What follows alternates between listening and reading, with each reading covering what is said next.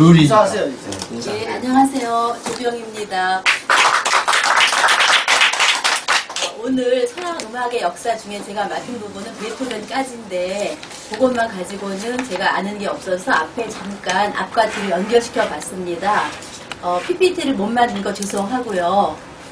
일단 10단원이 10이 이제 바로크 이전, 11이 베토벤까지, 12가 낭만주의 이후가 되겠고요. 바로크 이전을 나눠보면 세 가지 단계로 해서 중세, 르네상스, 바로크. 시기별로 보면 중세 초기는 한 1300년까지 교회 음악, 그레고리오 성가 이 부분이 될 거고요. 아르스 노바라고 하는 거는 14세기 신예술, 중세 말의 음악을 뜻한다고 합니다. 르네상스는 15세기부터 16세기고 그 사이에 해당하는 음악으로는 미사, 샹송, 코랄, 마드리갈, 기악 음악 등이 있다고 하고요. 바로크는 1600년대부터 1750년대까지고 바흐나 비발디 같은 음악가, 작곡가가 있습니다. 그리고 11 제가 맡은 부분인데 베토벤까지에서는 3단계로 나누어져서 1 고전주의 전에 전고전 시기가 있어요. 그 시기 중에 또 4단계로 나누어져서 18세기를 말하는 계몽주의를 먼저 이렇게 알아야 될 것 같고요. 그 다음에 로코코와 감정 바다 양식, 18세기의 새로운 선율 및 화성어법, 오페라 이런 게 있습니다. 그 고전 시대에 들어가면 하이든, 모차르트가 있는데 하이든은 1732년에 태어나서 1809년 제가 생애를 보니까 78세까지 살았고 굉장히 성실하게 이렇게 아주 그 이름 없는 그런 조그만 그런 곳에서 이거 어떡하죠? 이거 치시면 안 되고 그냥 마우스만 이렇게 타보면 되는데 마우스만 타고 죄송합니다. 예. 그래서 성실하게 평생을 그 귀족의 노예 같은 복장을 입으면서 성실하게 끝까지 작곡을 많이 했던 사람이에요. 천재성이 있다는 거는 좀 아니고 모차르트는 그거에 비해서 천재성이 있는 그런 사람이었습니다. 그리고 세 번째가 베토벤 시대가 되겠고요. 베토벤은 이제 하이든에게 도움을 교육을 받기도 하고 그 다음에 모차르트 앞에서 연주를 하기도 하면서 많은 스승을 거치고 또 자기 나름의 자신감을 가지고 먼저 시대에 살았던 사람들보다는 그 대쪽 같은 성품으로 그들 앞에서 이렇게 그들을 위한 음악을 작곡하지 않았던 사람입니다. 그 페이지는 거기를 보면 이제 자세히 알 수가 있을 것이고요. 그 다음에 지금 그 차현정 이사님이 했던 낭만주의 이후에 그 큰 흐름을 보면 낭만주의, 후기 낭만주의, 민족주의, 인상주의, 그리고 21세기. 그래서 낭만주의로 가면 슈베르트, 멘델스존, 쇼팽, 베를리오즈, 리스트, 브람스, 베르리, 바그너 같은 유명한 우리가 알고 있는 작곡가들이 있습니다. 그 다음에 후기 낭만주의를 다시 이렇게 여기 이 파트를 세 파트로 나누어서 한 거고요. 20세기의 민속 어법과 관련된 음악 양식, 신고전주의와 그와 관련된 운동들, 메시앙, 스트라빈스키, 쇤베르크와 그의 악파, 20세기 후반으로 이루어져 있습니다. 그러면 제가 할 부분을 제가 정리한 부분까지만 먼저 설명을 드리겠습니다. 불려요? 베토벤까지 1. 고전 시기, 클래시컬 시기라고 하고요. 일단 계몽주의가 뭔지에 대해서 좀 자세히 알아볼 필요가 있어서 제가 책에 있는 걸 정리를 해봤습니다. 계몽주의는 말 그대로 무지몽매한 사람들을 이렇게 일깨우는 게 계몽주의라는 단어 표현을 우리가 생각해 볼 수 있는데요. 여기서 말하는 거는 18세기의 음악적 흐름의 바탕이 되는 철학적 사조를 통틀어서 계몽주의라고 합니다. 그리고 한 세 가지로 나누어 봤는데요. 지향점은 그동안의 음악이 미신적 종교나 교회 이런 것에 이제 반기를 들기 시작해가지고 자연적 종교, 실제적인 도덕 이런 데에 초점을 맞췄고요. 형이 상학보다는 상식, 경험에 의한 심리학, 응용과학, 사회학, 그 다음에 권위주의보다는 개인의 자유, 특권보다는 평등한 권리와 교육 해가지고 실용적인 학문이나 경험, 또 우리 같으면 실학 이런 거로 하고 이제 귀족들에게 있던 특권들을 우리 평민들이 나누어 가지는 그런 쪽으로 옮겨가는 시대가 되겠습니다. 기술로 보면 그래서 세속적이고 회의적이고 경험주의적이고 실제적이고 자유와 평등을 지향하고 진보적이라고 할 수 있고요. 그 다음에 사람의 자연적인 본능과 감정 이런 것들이 진정한 지식과 행동의 원천이 되도록 유도하고 있습니다. 초기의 지도자로서는 영국의 로크나 휴움, 프랑스의 몽테스키 외라고 우리가 그동안 배웠었는데 여기는 몽테스큐라고 나왔고요. 볼테르나 루소가 있는데 루소의 경우에는 음악의 계몽주의적 영향을 가장 많이 끼친 사람이라고 합니다. 그 다음에 음악만 그런 것이 아니라 문학에 있어서 독일의 질풍노도에 심원한 영향을 끼쳤다고 하는데 질풍노도라는 거를 독일어로 읽으면 스투름 문트 드랑이라고 하고요. 이건 좀 자세한 설명은 여기서 생략했습니다. 그 다음에 나번에 계몽주의 시대가 보여주는 면모들을 보면 당시 18세기 시대를 이해하는데 많은 도움이 되고요. 18세기를 몇 가지로 나누어서 볼 수가 있는데 18세기는 첫 번째 범세계적 시대예요. 그래서 민족 간의 차이를 그동안의 음악들에서는 보여줬다고 한다면 이때부터는 인류의 공통성을 더 중요시하기 때문에 민족 간의 차이는 좀 극소화됩니다. 그래서 예를 들면 독일의 교향곡 작곡가들이 프랑스 파리에 자주 나타나는 거예요. 그 다음에 이탈리아 오페라 작곡가나 가수들도 이탈리아만 머물러 있는 것이 아니라 독일, 스페인, 영국, 러시아, 프랑스 등에 자주 나타나면서 이렇게 교류하면서 음악을 세계화시키는 거라고 볼 수가 있습니다. 두 번째, 인본주의적이라고 하면 요새 우리가 하고 있는 그 인문학의 근본인데 사람 본위가 되겠죠. 신본위에서. 그래서 18세기의 그 계몽 전제 군주들은 예술과 학문을 후원하고 사회적 개혁들을 분주히 준비했습니다. 그리고 그들이 가지고 있던 이상들은 인간의 세계적 우애를 염원했어요. 그래서 프리메이슨 운동으로 구체화되면서 18세기 전 유럽으로 급속히 전파됐습니다. 그리고 그 당시에 회원들이 이렇게 여러 명이 있는데 나눠보면 군주들은 프리드리히 대왕 아마 들어보신 적이 있을 텐데요.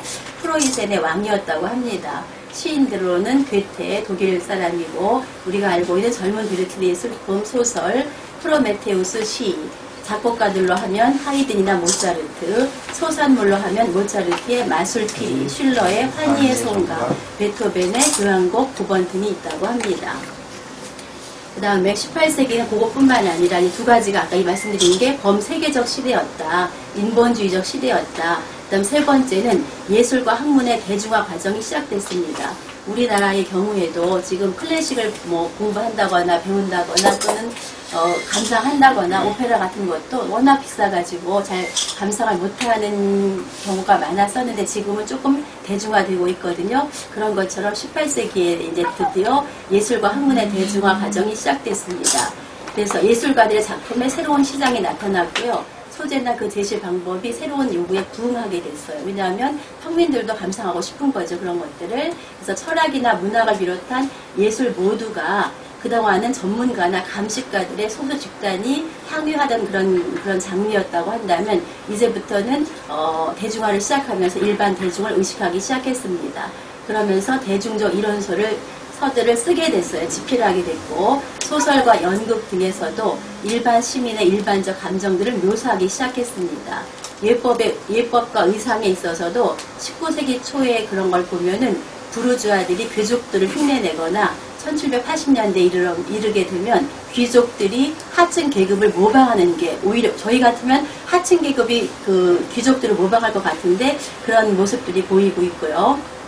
그 책에 나와 있는 그 그림을 보면 18세기 화가 와토가 그린 그림이라고 하는데 목동들의 그 제목을 가지고 있는 그런 그 그림인데 거기 보면 행동은 농부의 모습을 띠고 있는데 의상은 궁중 의상을 입고 있다고 해요. 그러니까 궁중에 있는 그런 사람들이 귀족들을 흉내내거나 또는 귀족들은 양반 하층계급을 모방하거나 그런 것 같아요. 그래서 대중화의 경향이 왜 생겼느냐 하면 루소가 말한 것 중에 자연으로 돌아가라라고 하는 게 있었거든요. 그런 운동으로 인해서 강한 뒷받침을 얻고 있었다고 하고요. 음악뿐만 아니라 다른 모든 분야도 동일한 영향을 받았다고 해요. 그래서 음악 같은 경우에는 후원 조직이 쇠퇴되고 근대적 음악을 감상하는 청중이 발생했다고 합니다. 그렇게 하다 보니까 1725년 이후에는 잡다한 청중, 잡다한이 좀 표현이 좀 마음에 안 들더라고요. 우리 같은 평범한 그런 청중들을 위한 공공음악회들이 그동안에 있었던 부식, 사적 음악회니까 아마 귀족이 여는 그런 음악회겠죠. 그 다음에 아카데미아 경쟁을 시작했다고 하고요. 악보 인쇄가 엄청나게 증가했는데 그 이유는 우리 같은 비전문인을 대상으로 악보를 이제 나눠주려고 한 거였겠죠. 그 다음에 많은 악보들이 정기 간행물에 수록됐고요. 음악 저널리즘이 시작되어서 18세기 중엽 이후에는 음악 뉴스나 비평이나 논문만 취급하는 잡지들이 탄생했다고 합니다. 그 다음 네 번째 특징은 계몽주의 시대는 산문의 시대였다고 해요. 그래서 문학작품들이 산문으로 만들어졌는데 모든 예술에도 그 산문들이 갖는 미덕이 존재했다고 하는데 그 산문들이 갖는 미덕이 뭐냐? 분명하고 생생한 표현, 건전한 감각, 균형, 품위 등등 이런 걸 높이 평가하게 됐고 이 시대는 시적이라기보다는 논리적이었다. 그래서 바로 그 시대의 신비성이나 묵직함이나 거창함, 장려함, 열정 등을 거의 좋아하지 않았고 대규모적 형식의 시들은 억제되고 이제 산문 위주로 쓰였다고 해요. 그 다음에 계몽주의 미학에서 말하는 음악은 어렵게 하는 게 아니라 듣는 사람 각자의 요구에 부응해서 그 사람들이 별로 음악을 진행하는데 뭔가 공부를 하거나 이해하려는 노력을 하지 않고도 그냥 이렇게 들으면서 이렇게 즐길 수 있는 그런 음악이 됐다고 하고요. 그래서 음악을 이리 가리켜서 듣기 좋은 음향들의 연속과 조합으로 사람들을 즐겁게 해준 예술이다. 또 학식 있는 사람들만이 알아들을 수 있는 아주 현묘한 대입법적 복잡성은 피하는 게 좋겠다. 루소가 말하기를 극단적으로 평했는데 음악 작품은 곡조를 상안해내고 적합한 화성으로 반주하는 예술이다. 두 개의 선율을 동시에 부른다는 것은 강렬한 효과를 얻기 위해서 두 가지 다른 말을 동시에 하는 것 같다. 이 말은 아마 그동안에 있었던 대위적 복잡성 같은 거가 있으면 막 두 가지 말이 섞이니까 우리 일반 청중을 알을 수 없는 거 이런 거를 의미하는 것 같습니다. 18세기 중엽에서부터 후반의 이상적인 음악은 아까도 말씀드린 것처럼 민족 간의 경계선에 구애되지 않은 세계적인 것이고 고상하면서도 즐겁게 해주는 것이고 예의범절에 어긋나지 않은 정도의 표현을 가졌고 불필요한 비교의 복잡성은 없었고 정상적인 감각을 가진 어떤 청중에게나 즉각적인 즐거움, 그냥 공부하지 않고도 가서 볼 수 있는 그런 의미를 줄 수 있는 것이면 됐고요. 그 다음에 그런 것이 자연에 가까운 음악들이었었고요. 1770년대부터 1800년 고전주의 시대에 이 이상들을 가장 충실히 형성한 음악들이 있었고 그 음악들을 했던 대가들로는 우리가 잘 모르는 분인데 글룩, 그 다음에 하이든, 모차르트, 그리고 젊은 시절에 베토벤 등이 있다고 합니다. 그리고 거기에 이제 앞부분에 모차르트의 피아노 협주곡 제20번 2악장이 나오는데 요거를 감상하려면 한 9분 정도 걸리는데요. 일단 감상하시기 전에 조금 알면 더 나을 것 같아서 정리를 해봤습니다. 협주곡 중에 가장 대중의 사랑을 받는 음악인데 모차르트 협주곡 중에서 그런 거예요. 매우 극적이고 심지어 악마 같은 느낌까지 불러일으킨다고 하고 낭만주의 시대 음악가들의 사랑을 가장 많이 받는 곡이 되었대요. 그 다음 모차르트가 일찍 죽었잖아요. 죽은 지 얼마 안 돼서 그의 명성을 되찾을 수 있었고 그의 위대함도 입증되었다고 합니다. 그 다음 작곡 순간 모차르트의 천재성을 보여주어서 놀라게 했는데 원래 1785년 빈의 한 음악회에서 연주하기 위해서 아마 날짜가 정해져 있었나 봐요. 연주일이. 작곡을 시작했는데 그 마지막 악장을 연주에 하루 전날 완성을 했다고 하고 그랬는데 사람들은 모르고 이제 온 거죠. 모차르트가 아주 인기 있는 음악가였고 신동이었기 때문에 그의 음악을 듣기 위해서 음악 애호 귀족들이 다 연주회장에 모여들었고 오케스트라하고 마지막 악장을 연습할 시간적 여유가 전혀 없이 무대에 섰는데 훌륭히 연주를 해냈다고 합니다. 초연 때 귀족들의 갈채 속에 성공적으로 끝낼 수 있었고 그게 아마 모차르트의 천재성이라고 생각이 들고요. 조성을 보면 디단조인데 협주곡 중에서 유일하게 디단조라고 하는데 오페라 중에는 돈조반니가 디단조라고 해요. 근데 그 디단조의 느낌은 불길한 느낌, 갈등, 비극적 분위기, 그러니까 장조보다는 단조가 좀 우울하고 그렇게 하죠. 그래서 1악장은 알레그로라는 빠르기로 돼 있고 뒷가는 어둡고 비극적인데 보통은 어둡고 비극적이면 굉장히 느리게 라르고 이렇게 가야 될 텐데 알레그로라서 빠른 템포면서 우울하다는 것이 너무나 이해가 안 되는 대단히 기이한 분위기를 자아냈다고 하고요. 그것이 불투명한 잿빛 우수처럼 보여져서 이 작품의 인기를 날로 치솟게 한다고 합니다. 2악장으로 가면 거기 그 교과서 우리 책에 악보가 나와 있거든요. 로망스라고 하는데 느리고 서정적인 3부 형식으로 되어 있고요. 일부는 피아노가 이렇게 반주를 하는데 부드럽고 더할 나위 없이 아름다운 주제가 흐르고 이것을 다시 오케스트라가 반복을 해준다고 해요. 그 다음에 피아노와 오케스트라 사이에 갈등이나 긴장은 전혀 없고요. 서정적인 선율을 현악기 군이 조용히 연주한다고 합니다. 그런데 2부로 가면 분위기가 바뀌어서 G 단조의 격렬한 상행 선율을 독주 피아노가 휘몰아치듯이 연주를 하고 목관 악기가 절묘한 색채 효과를 내면서 피아노에 맞서고 다시 피아노가 고조된 감정을 가라앉히면서 제1부의 재현에 도달한대요. 이후 아름다운 주제로 되돌아와서 곡이 마무리되고요. 마지막 3악장으로 가면 다시 D단조에 의한 소나타 론도 형식으로 이루어지면서 전체적으로 격정적인 분위기로 1악장의 분위기를 회상시키고 피아노가 약동하는 듯한 상행하는 중심 주제가 제시되고 여러 차례 경험된 악상이 단조로 제시된 뒤에 다시 F장 쪽으로 바뀌어서 자유분방한 주제가 목관에 의해 도입되며 이것을 피아노가 반복하고요. 그 다음에 전체적으로 열정적인 중심 주제가 전 악장을 지배하다가 마지막으로 코다에서 다시 나타나 전체를 화려하게 장식하고 끝을 맺는데요.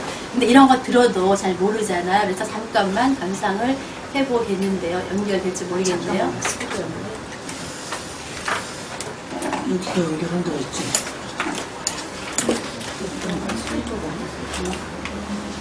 표시할 수 없다고 그러나?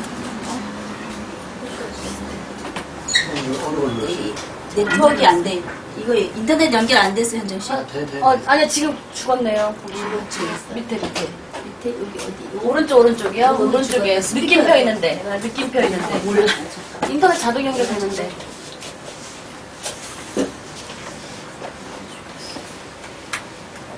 그래서 작업이 잘못 안 돼. 재환되는 거군요. 이거 다시 맞죠? 할지를 몰라. 연결. 이거 어떻게 꽂는 데 있어? 쨘게 없어. 꽂을 데가 없어. 모르겠어. 안 돼. 이게 있는데 여기 아닌가 봐. 안 들어가죠? 아니야, 그거 저거예요. 뭐야? 충전기 어, 공룡. 작은 동그란 게 좀 넘어갈까? 안 돼. 넘어가야 되구나. 안 돼. 이거 스피커도 안 그냥 돼. 넘어가. 나중에 감상해보세요. 그냥 저기 이게 치면 나와요. 2악장. 또 나온 거 아니야? 그래요. 죄송합니다. 빨리 넘어가니까. 예, 그 다음에 두 번째, 로코코와 감정 과다 양식인데요. 다 어려운 말들인 것 같아요. 말로 하면 감정이 과다하게 표현된 건가 싶기도 한데, 그런 내용은 설명이 안 나와 있어요. 1720년 경부터 이른바 전고전 시기가 시작된대요. 아까까지는 계몽주에 대한 설명이 이렇게 길었던 거예요. 그 다음에 나번에 이 시기에서 두 가지 일반적 형식이나 양식이나 태도를 볼 수 있는데 그 두 가지가 로코코 양식, 다른 말로 하면 갈랑 양식이고 또 하나가 감정 과다 양식이고 표로 정리해봤는데 기원은 로코코 양식은 프랑스에서 감정 과다 양식은 독일 작곡가들과 연관되어 시작됐다고 하고 양식은 갈랑 양식과 동의어인데 갈랑 양식은 우아한 양식의 뜻이고요. 그 다음에 시기는 감정 과다 양식이 로코코보다는 조금 늦게 시작됐고 우리 앞에 나왔던 부르주아 이런 거와 관련이 있다고 해요. 발생은 로코코 양식은 궁정이나 귀족 사회에서 감정 과다 양식은 중산층의 것. 특징은 로코코는 우아하고 장난스럽고 쉽고 재치있고 세련되고 화려함. 근데 감정 과다 양식은 우리가 볼 때는 감정이 과다하니까 막 화려할 것 같은데 화려하지 않고 외견상 평이하고 겸손하다고 합니다. 어원은 로코코가 어디서 왔냐면 프랑스 석정 시기에 유행했던 실내와 가구의 그 장식적인 게 정교하게 이루어져 있는데 정교한 장식적 치장이란 말이 로코코라는 말하고 동의어고요. 바로크의 장식성에서 장대함을 뺀 것, 좀 묵직하고 이런 걸 뺀 것이 로코코라서 약간 귀여운 그런 느낌이 나는 것 같아요. 그래서 이 두 가지 양식을 보면 베이스는 선율에 대한 기둥에 불과하다. 기본은 그런 것 같고요. 내성들은 화성을 채워준 역할에 그치게 됐다. 저 잘 모르는 말인 것 같아요. 18세기 중엽 대부분의 작품은 로코코의 우아함과 장식적 아름다움이 여기 감정 과다 양식인 부르주아 양식의 감정적 특성과 결합되었다고 하고 이 두 양식이 고전시대 음악에 완전히 흡수됐다고 합니다. 그 다음에 세 번째 18세기 새로운 선율과 화성어법 바로크로부터 18세기의 새로운 종류의 음악으로의 변천 과정 중에 나타난 변화 중에 첫 번째가 선율과 선율 발전의 개념을 변화시킨 정상적인 바로크 기법이 나타났는데, 한 악장의 첫머리에 먼저 주제를 제시하고 악장의 진행에 따라서 이렇게 전개가 되고, 마침 꼴들은 비교적 드물게 나타나서 아마 첫머리가 중요한 것 같아요. 그 다음에 날카로운 대조가 없는 경우 매우 통일성이 높은 악장이 되거나, 그동안은 대조를 많이 시켰던 것 같아요. 앞에 음악에서는 협주곡들은 주제에 의한 뚜띠 부분과 주제에 의하지 않은 독주 부분 간의 대조를 이루었고, 악보 구성은 매우 불규칙해서 선행 악보와 후행 악보에 의한 주기적인 느낌이 없이 그냥 자유자재로 이렇게 구성이 된 것 같아요.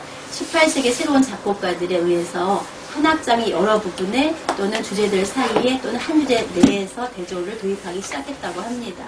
선율들은 2마디나 4마디 길이에 의한 분명한 분절법을 통해 주기적 구조를 갖게 되고, 오랫동안 느린 모든 선율들, 특히 느린 선율들의 상당량의 장식음이 좀 들어가기도 했대요.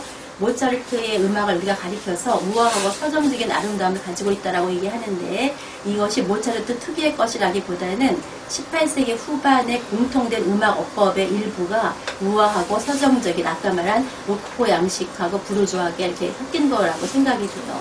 그 다음에 18세기 중엽과 마렵의 음악들은 대부분 화성의 리듬이 점점 보다 느려지게 됐고, 화성 양식은 아까 말했던 것처럼 좀 더 덜 무겁게 됐고요. 중요한 화성적 변화들로 보면 마디선으로 구분되는 강박자와 거의 언제나 일치가 되고, 베이스와 화성은 선율에 대한 단순한 반주 역할로 그냥 종속됐고, 18세기 중엽의 건반 음악 중에 가장 널리 쓰인 기법 중에 하나가 알베르티 베이스라고 하는데, 이 알베르티는 사람 이름에서 따온 거라고 하고요.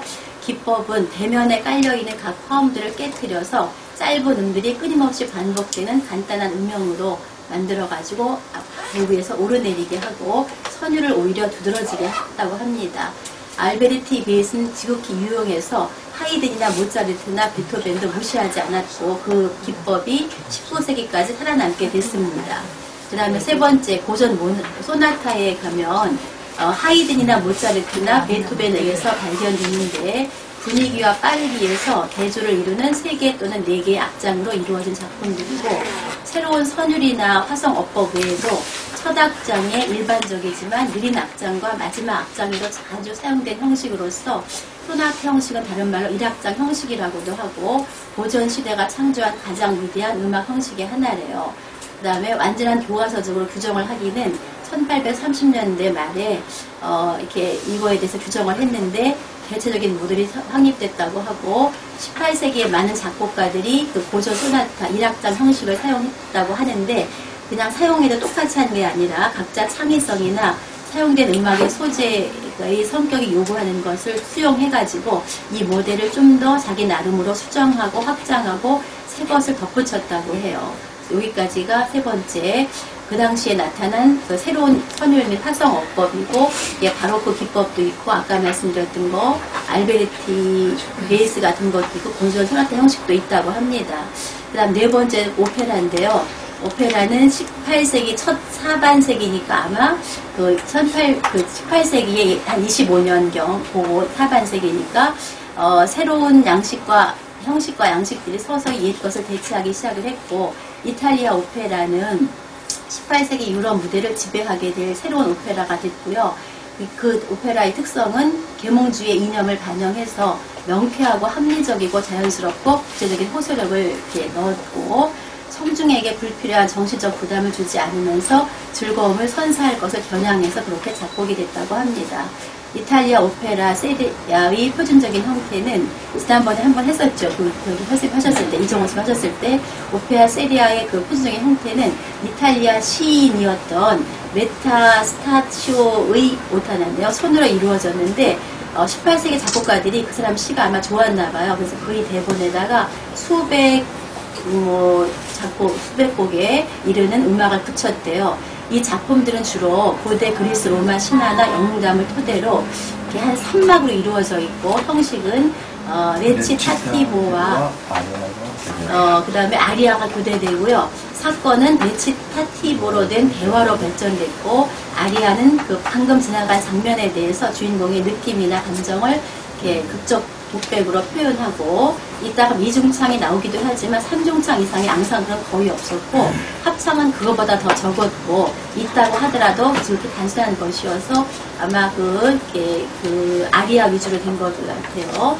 그 다음에 그 레치타티포하고 음악적 흥미는 아리아에 집중되었다. 18세기 초반 다카포 아리아가 가장 흔히 사용되었고 18세기 중엽 이후는 한 악장으로 된 아리아가 더 자주 나타났다고 하고 대개 다카포 아리아의 첫 부분을 확장시킨 것이라고 합니다. 제가 여기까지밖에 정리를 네, 못했어요. 확하게 하면 돼요. 예.